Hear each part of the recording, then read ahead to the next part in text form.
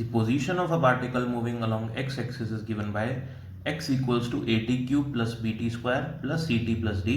The numerical values of a, b, c and d are 1, 4, minus 2 and 5 respectively.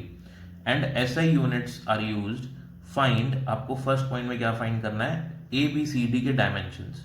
अब principle of homogeneity से हमने क्या देखा हुआ है कि जो भी लेफ्ट साइड में आपका फिजिकल क्वांटिटी है, यहाँ पे फिजिकल क्वांटिटी है हमारी पोजीशन या डिस्टेंस हम कह सकते हैं, ठीक है. तो इसका डायमेंशनल फॉर्मूला क्या होगा, L to the power 1. Okay, ये इसका डायमेंशनल फॉर्मूला है. तो इसका डायमेंशनल फॉर्मूला हर एक टर्म के इक्वल होगा जो RHS में है. तो dimensional formula of this is equals to this and this, this and this. Okay, so dimensional formula of position is L to the power 1. Okay, so हम इसके dimensional formula को इसके इक्वेट कर देते हैं, A T cube. So A time की जगह हम लिख सकते हैं T to the power 3 because ये ही टाइम का डायमेंशनल फॉर्मूला है. इस कंडीशन में हो जाएगा पावर 3 है तो यहाँ पे भी पावर 3 आ जाएगी. तो ए जो कांस्टेंट है उसके डायमेंशन क्या आ जाएंगे, T to the power 3 will go to the left side. So A के डायमेंशन आ जाएंगे L T to the power -3. Similarly इसका डायमेंशनल फॉर्मूला भी एल के बराबर ही होगा, या फिर हम कह सकते हैं इसका डायमेंशनल फॉर्मूला इसके ही बराबर होगा, ठीक है. तो इसका डायमेंशनल फॉर्मूला है एल और इसकी जगह हम लिख सकते हैं B T square. So T square will go to the LHS. तो बी जो कांस्टेंट है उसका डायमेंशनल फॉर्मूला आएगा L1 T to the power -2. Okay, similarly C T के लिए करेंगे. Dimensional formula of X is equals to dimensional formula of C T. So C dimensional formula of C will be L to the power 1 T to the power -1. Similarly, dimensional formula of this is equals to dimensional formula of this. So x का dimensional formula again L है और D को हम as it is ही लिखेंगे. तो dimensional formula of D क्या हो जाएगा, L ही हो जाएगा. यानी कि जो D के डायमेंशंस हैं वो 1 इन लेंथ है, या फिर जो डायमेंशनल फॉर्मूला है वो है L टू द पावर 1. ठीक है, अब नेक्स्ट क्वेश्चन देखते हैं हम लोग. नेक्स्ट पार्ट क्या कह रहा है हमको. नेक्स्ट पार्ट में देखिए B part, the velocity of a particle at time t equals to 4 seconds. तो हमारे पास पोजीशन इक्वेशन है पोजीशन की, ये पोजीशन है किसी भी टाइम पे. तो पोजीशन को हम लोग डिफरेंशिएट करेंगे तो हमारे पास वेलोसिटी आ जाता है. ठीक है, तो हम लोग डिफरेंशिएट कर देते हैं और वेलोसिटी निकाल लेंगे, इंस्टेंटेनियस वेलोसिटी, या मैं कह सकता हूँ velocity at any time t. तो differentiation of dx by of x with respect to t will be 3at square plus 2bt plus c. Okay, तो ये मेरे पास एक जनरल इक्वेशन आ गई. अब मैं a b c और टाइम की वैल्यू पुट करूंगा तो मेरे पास जनरल रिजल्ट आएगा. और मेरे को निकालना क्या है यहाँ पे, I want to find the velocity of particle at time t equals to 4. देखते हैं नेक्स्ट पेज पे. Now we are going to put the values of a, b and c और टाइम की वैल्यू डालेंगे. 4 सेकेंड्स पे मुझे velocity चाहिए, सो 4 time की जगह t square that is 4 square t और this is c.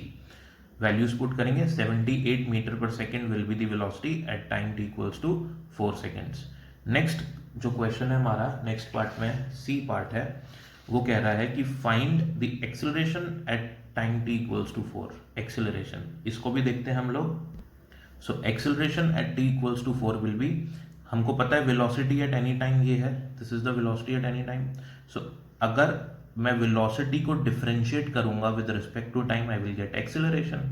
So dv by dt of this will be 6at plus 2b. a की value we are given t 4 seconds, okay, and b की value also given in question. So put the value and get the answer. Answer आएगा आपके पास 32 metre per second square. Next part देखिए. अब D part में हमको कह रहा है the average velocity during the time interval t equals to 0 to t equals to 4 seconds. अब एवरेज वेलोसिटी निकालनी है हमको. एवरेज वेलोसिटी का फॉर्मूला पुट करेंगे हम लोग. फॉर्मूला है average velocity total displacement upon total time. अब डिस्प्लेसमेंट टोटल निकालनी है मेरे को, यानी कि t इक्वल्स टू 0 पे से t इक्वल्स टू 4 सेकेंड तक. ठीक है, तो t इक्वल्स टू 0 अगर मैं यहां पुट करूं 0 0 और 0 तो पोजीशन आ जाएगी मेरे पास कि t इक्वल्स टू 0 पे पार्टिकल की लोकेशन क्या थी. पोजीशन क्या थी। तो मैं जब t इक्वल्स टू 0 इस इक्वेशन में पुट करूंगा तो पार्टिकल एक्चुअली में कहाँ है, 5 मीटर्स पे है, ठीक है। और जब 4 सेकेंड्स बीत जाते हैं तो यानी कि t इक्वल्स टू 4 मैं पोजीशन की इक्वेशन में डालता हूं इन प्लेस ऑफ टाइम। मैं जब 4 सेकेंड्स डालूंगा तो मेरे पास क्या आ जाएगा, मेरे पास उसकी पोजीशन आ जाएगी जब टाइम होगा 4 सेकेंड्स। मैं पुट करता हूं a b और c, d की वैल्यू मैंने पुट कर दी, a की 1, b की 4, c की -2, d की 5 और t की जगह पुट करूंगा 4 सेकेंड्स। तो वैल्यू पुट करने के बाद मेरे पास आएगा 125 मीटर्स। यानी कि इनिशियली पार्टिकल था, जो भी बॉडी थी वो 5 मीटर पे थी और 4 सेकेंड्स पे वो हो गई, उसकी पोजीशन आ गई 125 मीटर। तो डिस्प्लेसमेंट कितना हुआ, 125 minus 5 that is 120 metre. So total displacement हुआ पार्टिकल का 120 मीटर्स और इसमें टोटल टाइम कितना लगा, 4 सेकेंड्स। सो 120 अपॉन 4 सेकेंड करेंगे तो हमारा ये रिजल्ट आ जाएगा। नेक्स्ट शीट में देखिए, average velocity will be 120 by 4 that is 30 metre per second. Next E question में हमको कह रहा है कि एवरेज एक्सेलरेशन निकालिए। सो एवरेज एक्सेलरेशन है total change in velocity vector upon total time taken.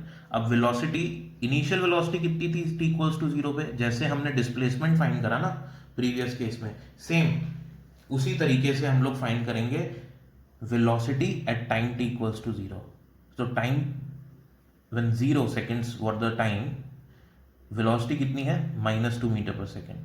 Okay, finally जब टाइम हो गया 4 तो वेलोसिटी कितनी होगी, 4 वैल्यू पुट कर देंगे हम लोग, तो वेलोसिटी आएगी 78 metre per second. So what is change in velocity, this final minus initial, final minus of initial upon total time. So acceleration, average acceleration will be 20 metre per second square. Thank you.